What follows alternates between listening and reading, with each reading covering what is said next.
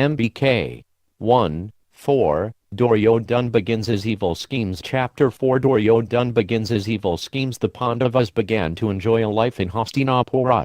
They sported with the 100 sons of Dhritarashtra, who became known as the Kauravas. Pandu's sons excelled the Kauravas in all areas, in strength, knowledge and prowess with weaponry. Bhima was especially powerful and he took delight in defeating the Kauravas in sport. They could not equal him in anything. The exuberant Bhima possessed the indefatigable power of his divine father. At wrestling and fighting he was unapproachable and could easily hold off the attacks of any number of Kauravas. Out of a boyish sense of fun he would often play practical jokes on them, laughing when they became angered and tried futilely to get back at him. Duryodhana in particular found Bhima's antics and power intolerable. As the eldest son of the blind king, Duryodhana had enjoyed the most prestige in the Kuru house. The Kuru elders had carefully raised him and trained him in the kingly arts, thinking of him as the potential future world emperor. Mindful of the omens seen at his birth, the elders were especially careful to teach him moral codes. The prince was both powerful and capable in all areas of weaponry and politics, and was accustomed to being the center of attention in the royal palace since his birth. When the Pandavas arrived, however, all that changed. Pandu's sons were gentle, modest and devoted to their elders. They soon became dear to Bhishma, Vidura and the other senior Kurus. Their behavior was a welcome change from that of Duryodhana and his brothers, who tended to be self-centered and proud, and often quite arrogant. Duryodhana quickly became envious of his 5 cousins. His envy grew up like an oil-fed fire when he saw Bhima's pranks. After another day of humiliation at Bhima's hands, Duryodhana felt he could take no more. He spoke with Dushasana, the next eldest of the 100 Kauravas. "Dear brother, this Bhima is a constant thorn in our sides. He challenges all 100 of us at once and throws us about like pieces of straw. We cannot better him at anything. Why, even at eating he humbles us by consuming as much as 20 of us put together. Something has to be done to check his pride." Duryodhana's eyes narrowed as he spoke. His intentions were vicious. The prince was inclined to wicked acts, and he had been spurred on by his uncle Shakuni, who had taken up residence in Hastinapura. The Gandhara prince had been offended by Bhishma's decision to give his sister to the blind Dhritarashtra rather than to Pandu. Now he wanted revenge. He involved himself in court intrigues in order to find a way to avenge himself against Bhishma. Hurting the Pandavas, who were obviously dear to Bhishma, was one good way. And, of course, he would simultaneously be advancing the cause of his sister's sons. Duryodhana was a willing accomplice. The boy saw his scheming uncle as a mentor. When Duryodhana had come to him complaining about Bhima, it did not take much to convince him to do something terrible to the Pandava boy. Duryodhana revealed his heinous plan to Dushasana. "Tomorrow I shall feed Bhima an enormous poison feast. When he falls unconscious after eating, I shall bind his limbs and toss him into the Ganges. With Bhima gone, the other brothers are helpless. We can easily deal with them. Thus my claim to the throne will be unchallenged." Dushasana smiled in agreement. He too found Bhima's behavior intolerable and, like Duryodhana, had also found his own status in the Kuru house diminish since the Pandavas' arrival. He put his arm around his brother and the two of them made their way back to their palace, laughing together as they walked the forest path. The next morning Duryodhana suggested that all the princes go to the river for some water sports. Soon they mounted their shining chariots, which resembled cities and had great wheels which rumbled like thunderclouds as they headed out, sending up clouds of dust. Upon arriving on the river bank, the mighty youths dismounted from their cars, laughing and joking, and entered the large pleasure house Dhritarashtra had built for them. The elegant palace was built of white marble and it stood 7 stories high. Many colored pennants flew from tall golden flagstaffs on its roof. There were dozens of rooms offering every kind of luxury. Each room was tastefully decorated with tapestries, fine paintings, and ivory and coral furnishings, studded with gems and covered with golden cushions. Royal musicians and dancers stood by, ready to entertain the princes, and 100 of the king's select force of bodyguards stood ready to protect them. Once inside, Duryodhana invited everyone to enjoy the great feast he had arranged for them. He led them through the mansion and out into the central gardens. The boys looked with pleasure upon the large ponds filled with red and blue lotuses and surrounded by soft, grassy banks. Crystal waterfalls made tinkling sounds that blended with the singing of brightly colored exotic birds. The heady scent of numerous blossoms filled the air. Fine cushions had been arranged in lines on the grass and many servants stood by, waiting to serve the feast. Duryodhan chose the seat next to Bhima. Then he ordered the servants to bring the food. The dishes were exquisite. Duryodhan had personally mixed the poison with the food he had brought to him. He then offered the plate to Bhima, feigning love and feeding him with his own hand. The guileless Bhima suspected nothing and he cheerfully consumed his normal amount. Duryodhan rejoiced within as Bhima hungrily swallowed the poisoned cakes, pies, creams, drinks and other preparations. When the feast was over, Duryodhan suggested they all go down to the river for sport.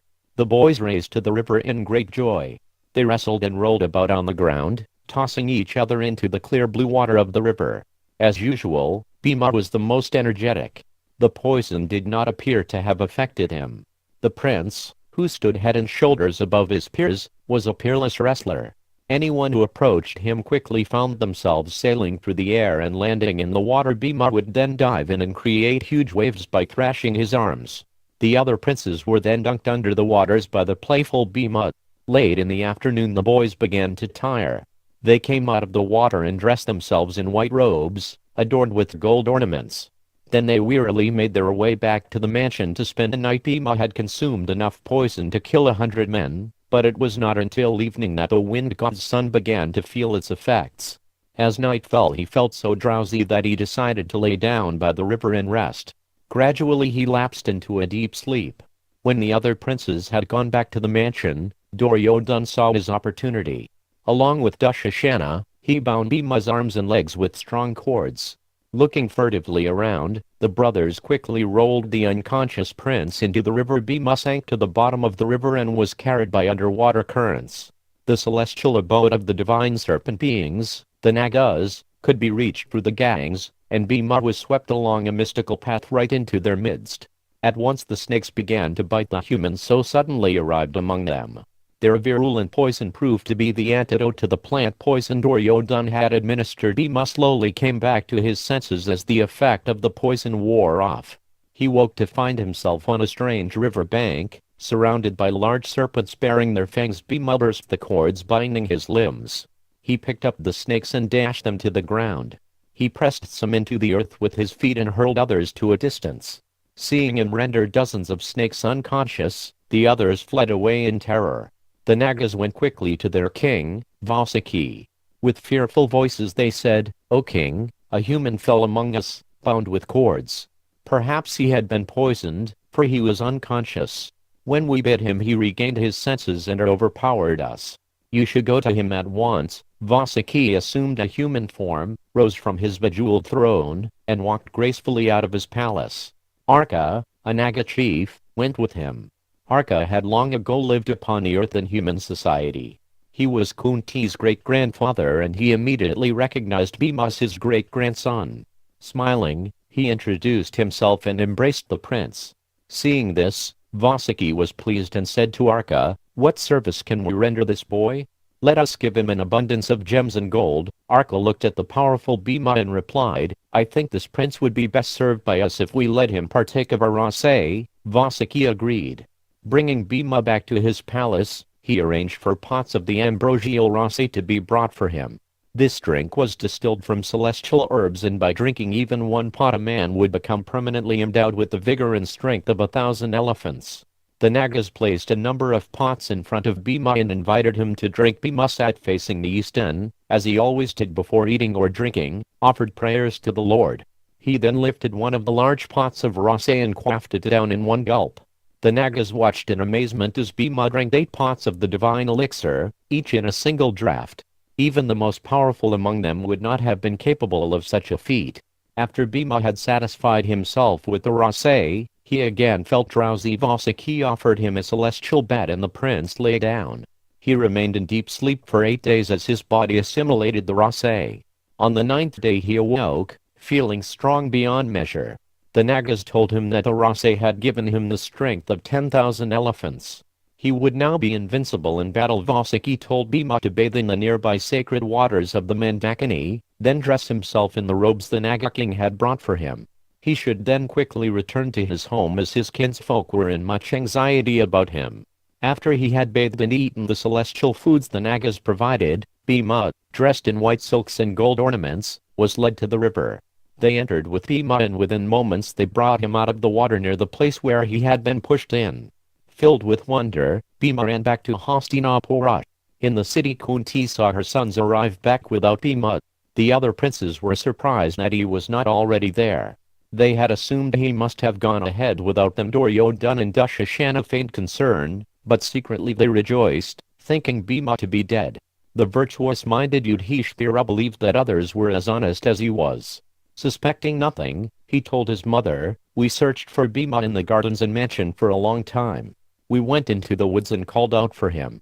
Finally we concluded he must have already left." Yudhishthira became fearful. Perhaps Bhima had been killed. Kunti shared his fears and she asked him again to go to the mansion with his brothers and search for the missing Bhima. When her sons left, she summoned Vidura and said, "O wise one, I am afraid for Bhima's safety. He did not return with the others. I often see an evil look in Duryodhana's eye. I know he is filled with malice toward Bhima. Perhaps he has killed him." Kunti hoped Vidura would give her solace.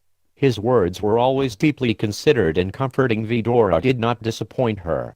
He replied, "Do not think in this way, O gentle lady.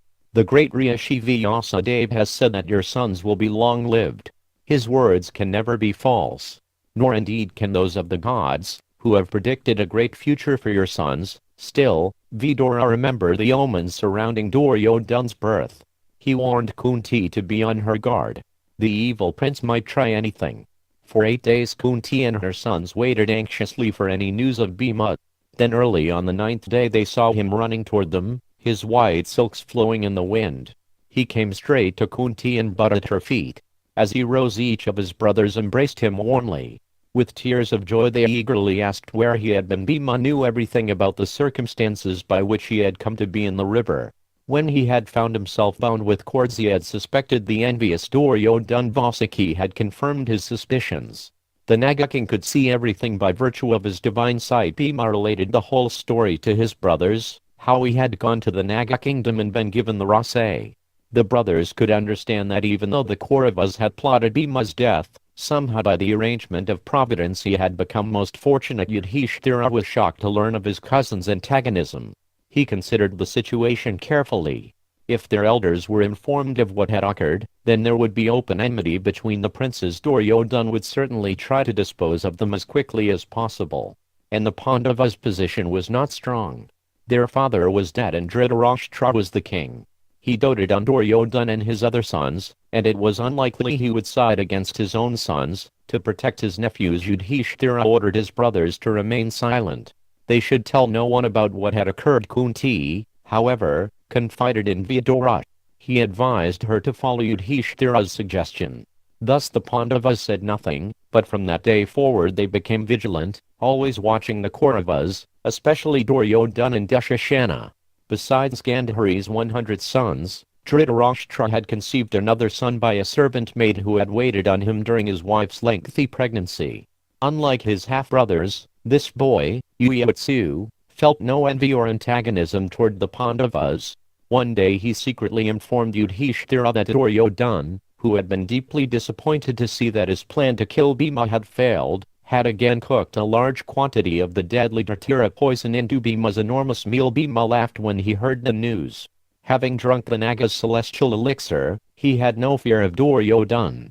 He sat down before him and cheerfully consumed the entire quantity of poisoned food. Duryodhana was amazed to see that Bhima was not in the least affected. He gazed at the Pandava with open hatred. Although the Kaurava princes detested the Pandavas, Bhishma and Vidura loved them and would spend much time with the 5 virtuous and gentle princes. Bhishma had been especially fatherly toward them since the time they had arrived from the forest. He had been fond of Pandu, now he felt the same fondness for Pandu's sons. The boys reciprocated his love, and served him in various ways. The Pandavas were also favored by their military teacher. Kripa was the noble-minded son of a Brahmin who had adopted the warrior's profession. He told the princes his history. His father, a rishi named Gaudama, had been engaged in fierce austerities and weaponry practice, for which he had an affinity. Gautama's asceticism and martial skills were so great that even Indra feared the Rishi might exceed him in power and usurp his position in heaven. That anxious god therefore sent a beautiful Apsara, a heavenly nymph, to divert Gautama from his asceticism. When the Rishi saw the semi-clad Apsara before him, he lost control of his mind and semen fell from his body. It landed in a clump of heath, and from it 2 children were born. Gautama fled after seeing the Apsara, not realizing that he had miraculously sired the children. Soon after he left, some of the king's soldiers found the 2 babies and brought them into Hastinapura. Some time later, Gautama, understanding everything by his mystic power, came to the city and explained to the king what had happened. The Rishi taught his son all his military skills, and in time Kripa became the teacher of the princes. Bhishma was pleased with Kripa's teaching. The boys were becoming highly adept at weaponry, but he wanted them to learn the secrets of the celestial weapons as well so that they would be unmatched in warfare. Kripa did not have this knowledge. Bhishma had therefore been searching for a suitable teacher to take the princes further in military science. None he had seen had impressed him as qualified to train the princes. Then one day the boys ran to Bhishma with a strange tale to tell. They had been out playing ball in the woods. The ball fell into a deep, dry well and the princes could not recover it. As they stood by the well looking at one another in embarrassment, a dark man approached them. He was a Brahmin, appearing emaciated and poor, but with a bright effulgence and glowing eyes. The princes surrounded the Brahmin and asked if he could help them. Smiling a little, the Brahmin said, "Shame upon your prowess as warriors. What use is your skill in arms if you cannot even retrieve a lost ball?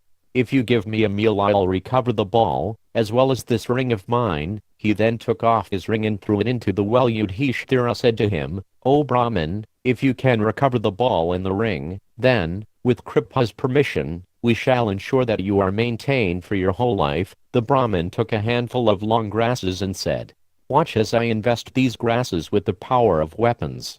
With these I shall pierce the ball and bring it to the surface." He chanted mantras and threw the grasses one by one into the well.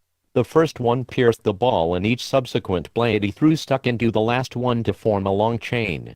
The Brahmin then pulled the ball out of the well. The princes were astonished. "This is truly wonderful, but let us now see you raise the ring." The Brahmin borrowed one of the prince's bows and shot a single sharp-pointed arrow into the well. With it, he brought up the ring, caught on the arrow's head. The princes crowded around him and asked him to reveal his identity. They had never seen such skill. The Brahmin told them to go to Bhishma and describe what they had seen. He would know his identity. The Brahmin said he would wait there until they returned. Thus the boys ran back to the city and told Bhishma everything. When he heard the tale his eyes shone with joy. Surely this could only be Drona, the disciple of his own martial teacher, Parashurama. Bhishma had heard much about Drona from the Rishis. This was certainly providential. The princes could have no better teacher. Bhishma went in person with the boys to see the Brahmin. Finding as he had suspected that it was Drona, Bhishma immediately offered him the position of a royal teacher. Drona accepted and went to Hastinapura with Bhishma. When they were back in the city, Bhishma had Drona tell everyone of his history. Drona looked around at the eager-faced princes. They wanted to know everything about this unusual Brahmin. He was the son of Bharadvaja, the all-powerful Rishi who had dwelt for thousands of years in the deep forest and who, not long ago, had finally ascended to heaven. Although he too was a Brahmin, Drona was inclined toward martial arts. While living in his father's hermitage he had learned the science of arms from Anivisha, another powerful Rishi. He had also received knowledge of the celestial weapons from the great Parashurama. Despite having such great learning, however, Drona remained a poverty-stricken Brahmin. He could hardly maintain his family.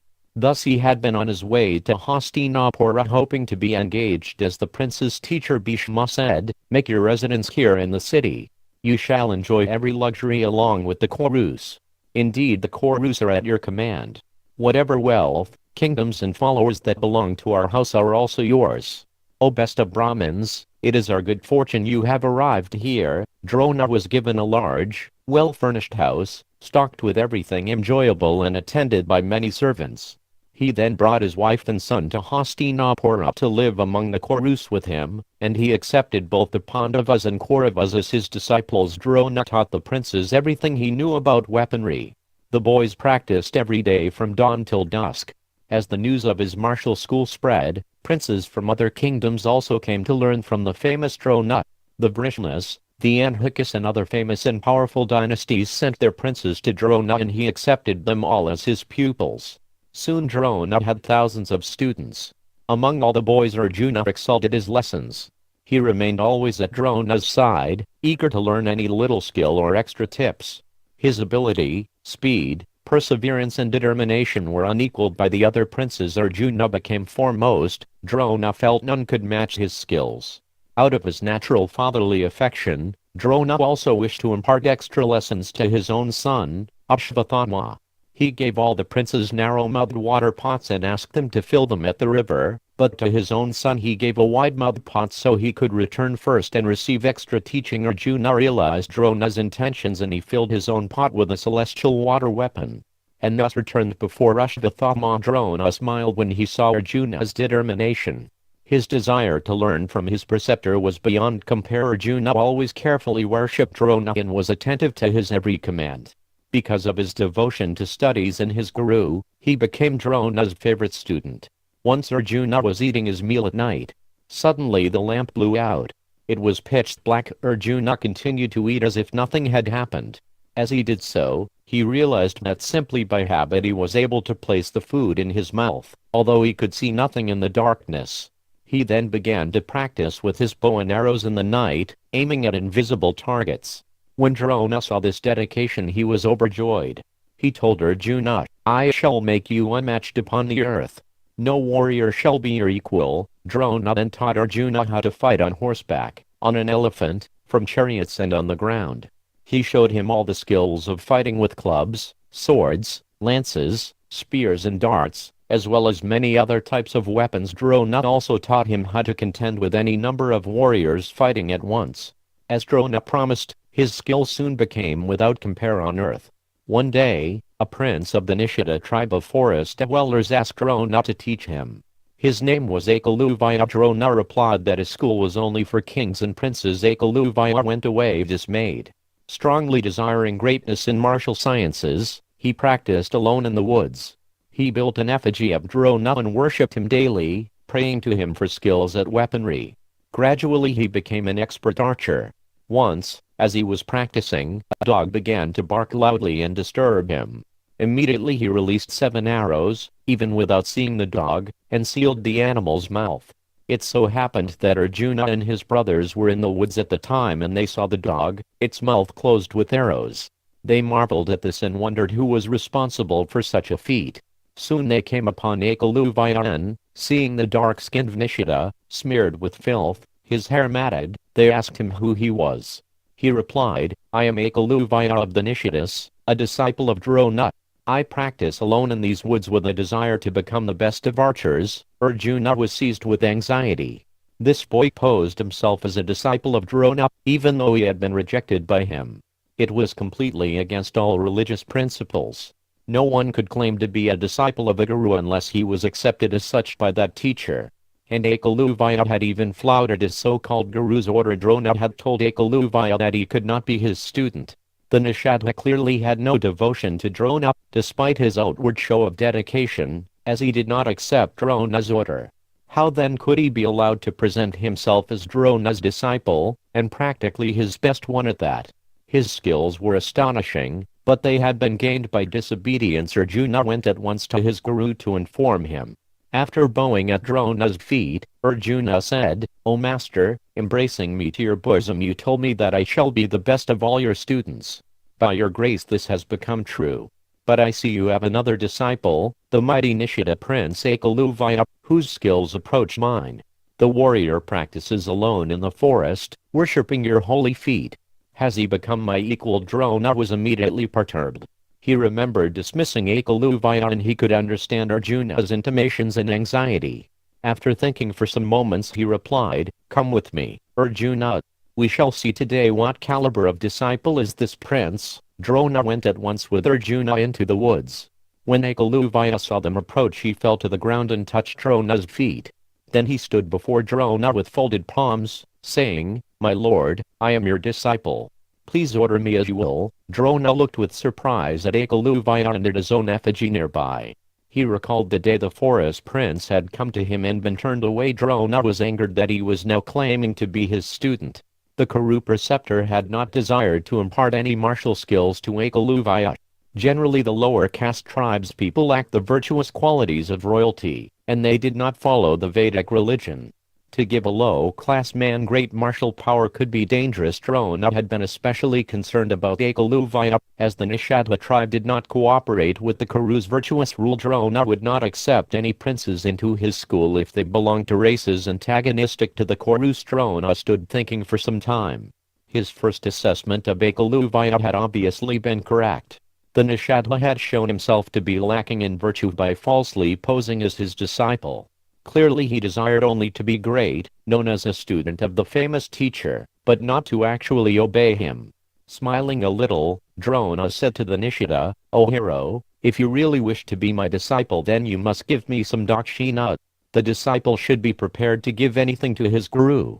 Therefore I ask you to give me your right thumb." Drona knew that this was asking a lot from Ekaluvaya. The loss of his thumb would impair his skill at bowmanship. But if he wanted to be known as Drona's disciple, he could not refuse. Drona also wanted to show that one cannot please his teacher and achieve perfection by dishonest means.